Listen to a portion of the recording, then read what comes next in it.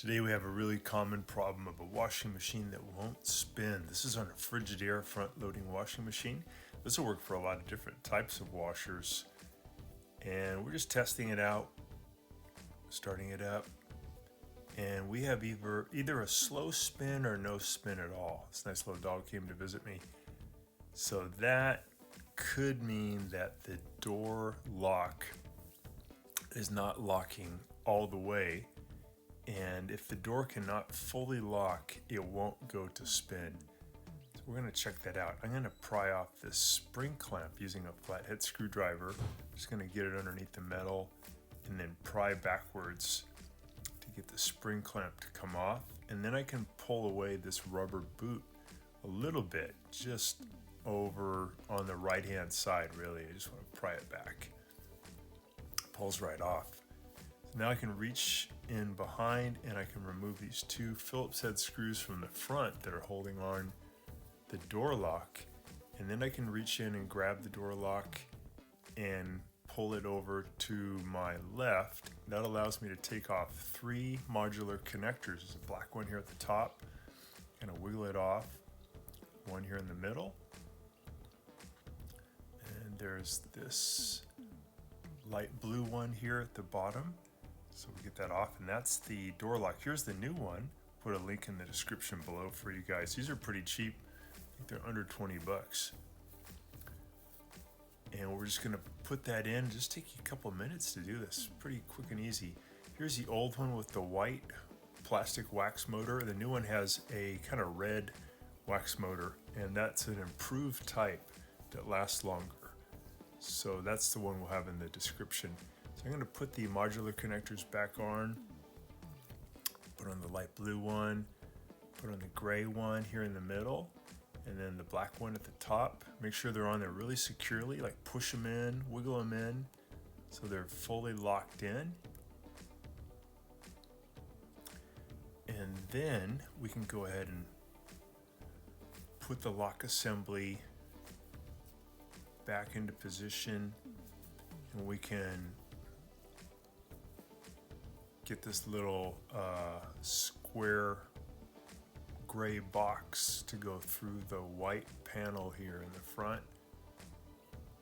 Just kind of wiggle it in, and then once it goes through, you can add in those two Phillips head screws.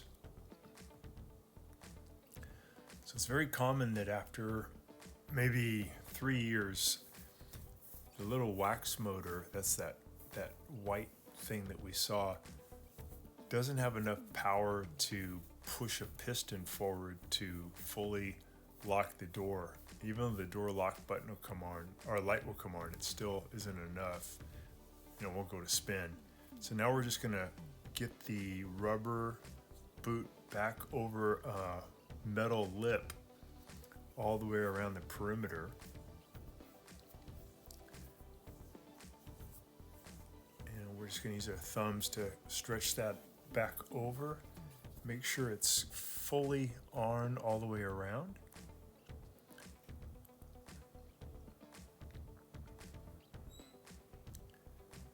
And then you can go ahead and test it before you put on the metal spring clamp, because you may have to improve the connections if it won't go to spin. So I'm going to push it shut. These machines also won't go to spin if they're not able to drain out all the water. Sometimes that's the problem. So we have it set for fill. I'm going to go and let it fill up, start a normal cycle.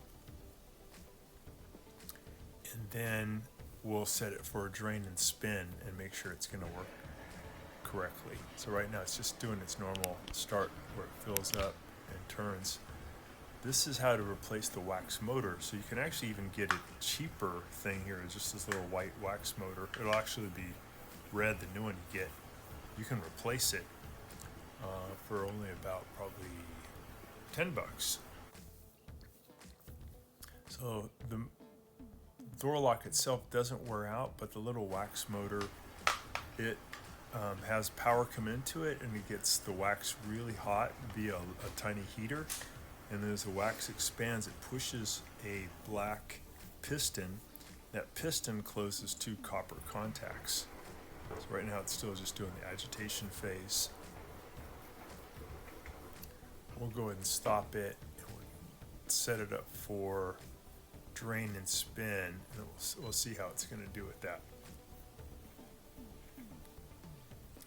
Make sure it can get to high speed spin. So yeah, we can look in here and we can see how this thing works. This white thing is the wax motor. We're going to wiggle that out.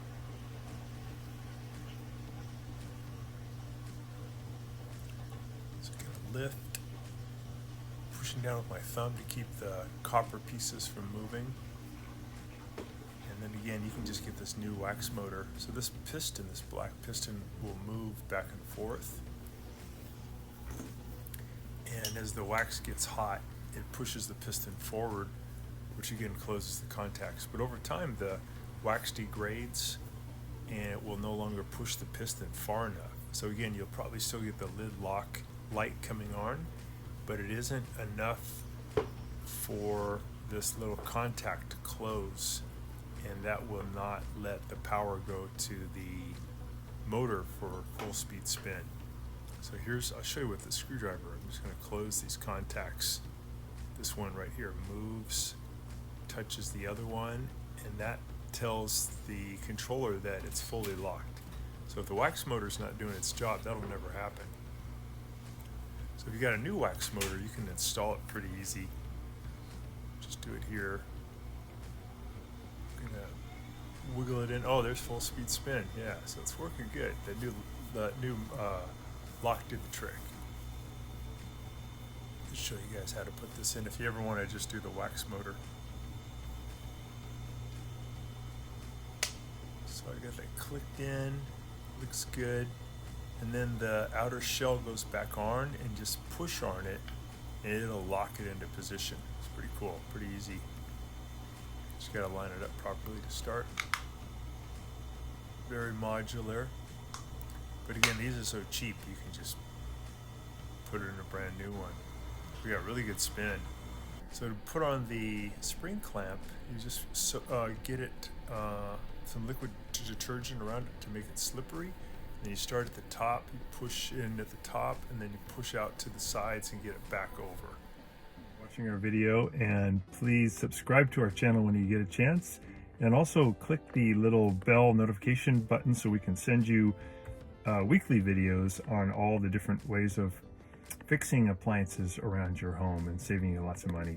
So thanks again for watching, and please also press the like button for our video if this was helpful to you. Feel free to contact me at the email listed below, which is scottthefixitguy@yahoo.com, with any of your questions.